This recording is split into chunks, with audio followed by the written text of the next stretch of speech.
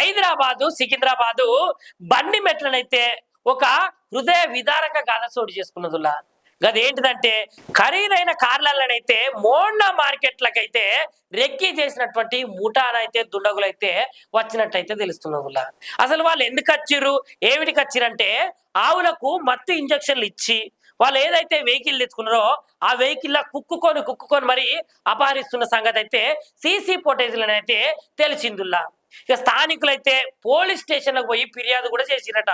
CC కెమెరాలల్లా ఆవులను తీసుకుపోయేటువంటి ఫోటోలే కానీ వీడియోలే కానీ ఏమవుతాయో అవైతే మొత్తం రికార్డ్ అయినట. ఇక వీళ్ళ మీదనైతే తక్షణమే చర్యలు అయితే తీసుకోవాలని అక్కడ ఉన్నటువంటి ప్రజలైతే కోరిండ్రులా. ఇక ముచ్చట్ల పోతే సికింద్రాబాద్ బండిమెట్ ప్రాంతంలోనైతే కొంతమంది యువకులైతే రాత్రి సమయంలో కార్ల వచ్చి కార్ అక్కడ పక్కకు పెట్టుకొని కొంత సమయానికైతే అక్కడ ఉన్నటువంటి కొన్ని ఆవులైతే అసలుకే కనిపించలేదట, కొన్ని స్ప్రో కోల్పోయి కనపడ్డాయట.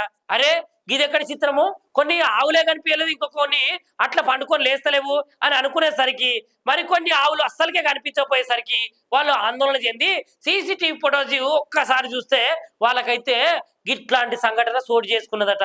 ఇక కొందరు యువకులైతే ఆ కార్ల ఆ ఆవులు పట్టకుండా కూడా లోపల కుక్కి మరి తీసుకొని పోయారట. చూసిర్రా, గోవులకు రక్షణ ఉన్నదా చెప్పుర్రి?